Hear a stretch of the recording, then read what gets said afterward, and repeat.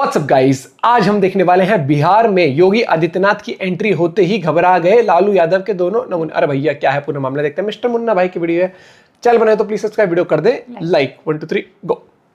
श्री लालू यादवाय नमः। ओम श्री लालू यादवाय नमः। जैसे लालू प्रसाद यादव आधुनिक भगवान नहीं इस धरती के। 80 साल की उम्र में जो व्यक्ति गरीबों के लिए संघर्ष कर रहा हो, मजलूमों की आवाज बन रहा हो और फिर भी नहीं टूट रहा हो, आप क्या समझिएगा? वो अवतारी महापुरुष हैं, वो भगवान है। हाँ बिल्कुल भगवान है लालू यादव, भगवान है। तो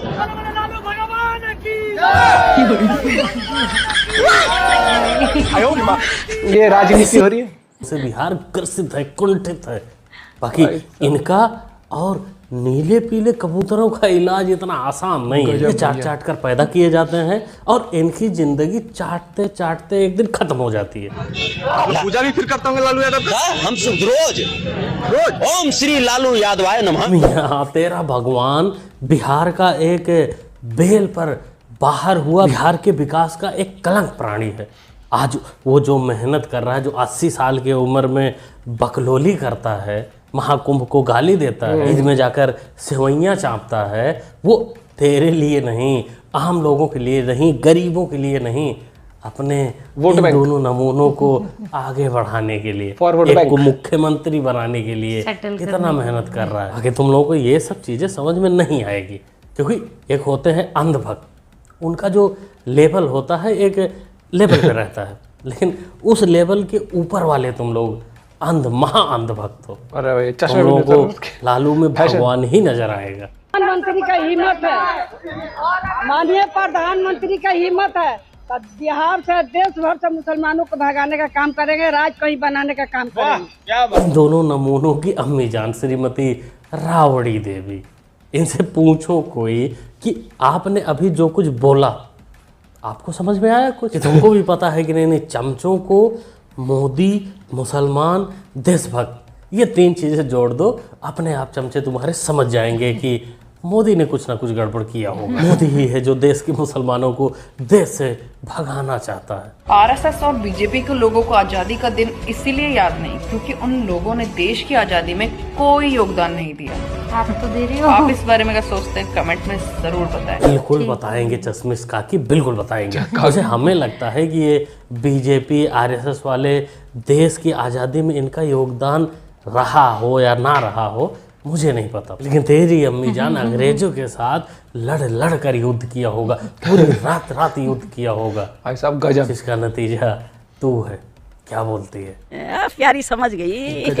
बस क्या यूपी वाले बाबा को बुलाया जाए, एक ही काम है उन लोगों का, उसी काम में लगे हैं।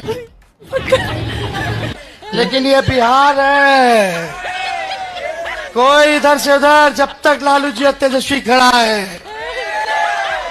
किसी का बाल बाका नहीं होने देंगे। अरे जनता का तो छोड़ो भैया, योगी के बिहार जाते ही तुम्हारी फटी पड़ी है, चेहरे का रंगत तुम्हारे उड़ा हुआ है।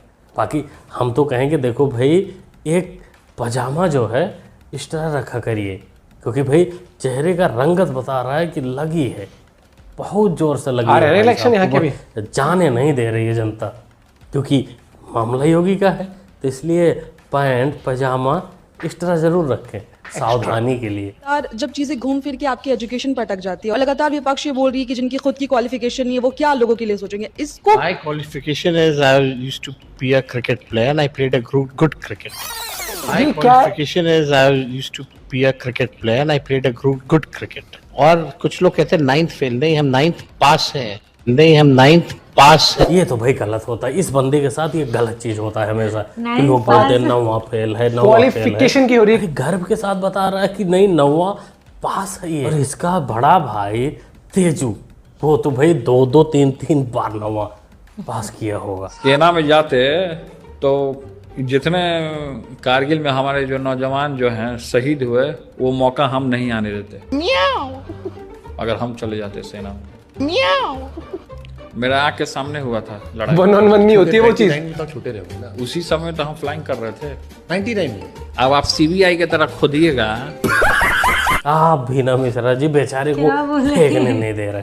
अरे फेंकने दीजिए, इसको भी Let him. पता है कि हम जितना फेंक रहे हैं उतना ही हमारे सपोर्टर समझते हैं। Supporter फिर ये कह देगा कि नहीं 9 साल की उम्र में हमने जहाज चलाया, हम आर्मी में गए थे, तो इसके अंधभक्त मान भी लेंगे। लेंगे कि नहीं श्री कृष्ण के अवतार यही हैं हमारे तेजू भैया।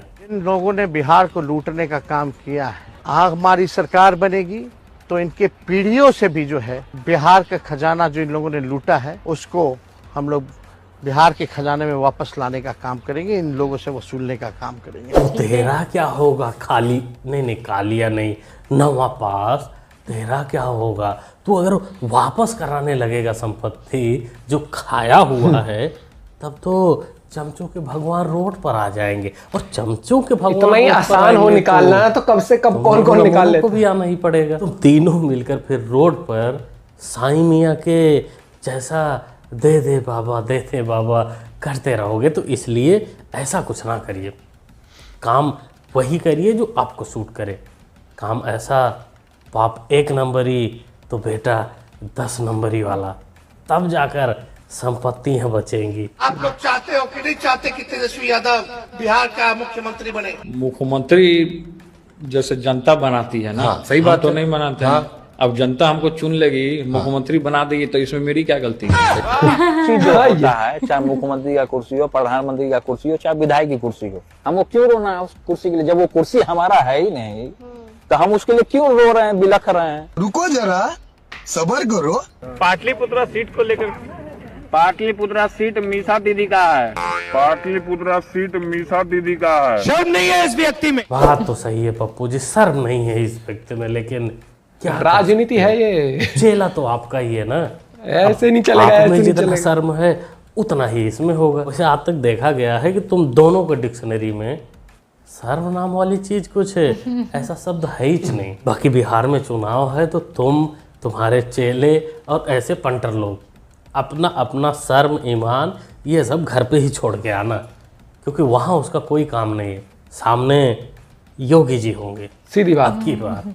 तो मामला पैंट पजामा सब में दिक्कत आएगी। मैं फिर से कहूंगा, जो चीजें हो रही हैं देश में उसको देखकर लगता है मोदी इज बिकमिंग अ तानाशाह। जो एक्शंस नरेंद्र मोदी जी यहाँ पर लेते हैं, पहले ये देखो।